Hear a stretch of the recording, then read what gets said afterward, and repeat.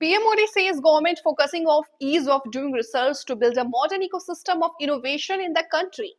Prime Minister Narendra Modi asserted that the country is no longer just a consumer of technology, but it has now become a pioneer of technological transformation.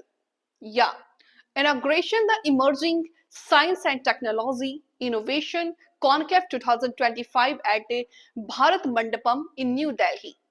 Mr. Modi said the government is focusing on ease of doing research to build a modern ecosystem of innovations in the country. He highlighted that the world's most successful digital public infrastructure has been created in the country. The Prime Minister emphasized that the policy and the decisions taken in the recent years to make the country an innovation hub are now yielding results. Mr. Modi said the country's research and development expenditure has doubled in the last decade, and the number of registered patients has also increased 17 times. He said the country has become the world's third largest startup ecosystem. He added that over 6,000 deep tech startups in the country are working in areas such as clean energy and advanced materials. Research और innovation को scale up किया जा सके, इसके साथ साथ हमने research development innovation scheme भी शुरू की है और इसके लिए 1,00,000 करोड़ रुपए की राशि तय की गई है।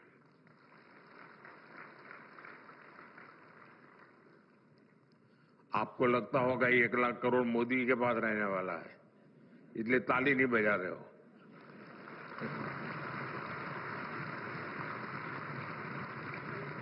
ये 1,00,000 करोड़ रुपया आपके लिए है,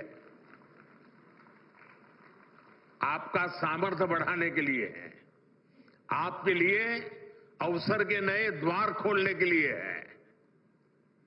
हमारा प्रयास है कि प्राइवेट सेक्टर में भी रिसर्च एंड डेवलपमेंट को बढ़ावा मिले। पहली बार हाई रिस्क और हाई इंपैक्ट प्रोजेक्ट के लिए कैपिटल भी उपलब्ध कराई जा रही है। साथियों, भारत में इनोवेशंस का आधुनिक इकोसिस्टम बने, इसके लिए हम ईज ऑफ डूइंग रिसर्च पर भी फोकस कर रहे हैं।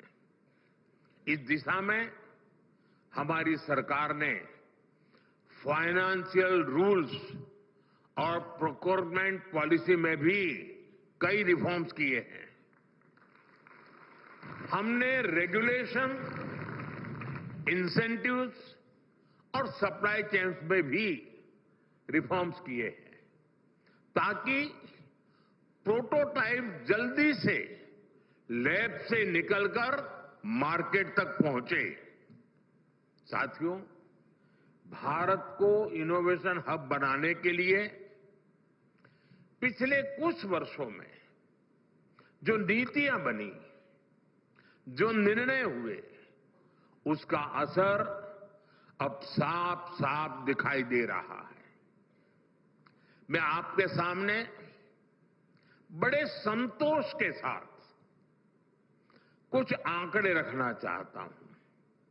वैसे मैं स्वभाव से बहुत जल्दी संतोष मानने वाला व्यक्ति नहीं हूं, लेकिन ये संतोष मेरा बीते हुए कल के संदर्भ में है। आने वाले कल के संदर्भ में अभी मेरा संतोष तो बहुत बाकी है, हमें बहुत आगे जाना है। पिछले दशक में हमारा R&D एक्सपेंडिचर 2 गुना हुआ है। भारत में रजिस्टर किए गए पेटेंट्स की संख्या 17 गुना बढ़ी है। 17 टाइम्स का इंक्रीज। स्टार्टअप में भी भारत अब दुनिया का तीसरा सबसे बड़ा स्टार्टअप इकोसिस्टम बन गया है।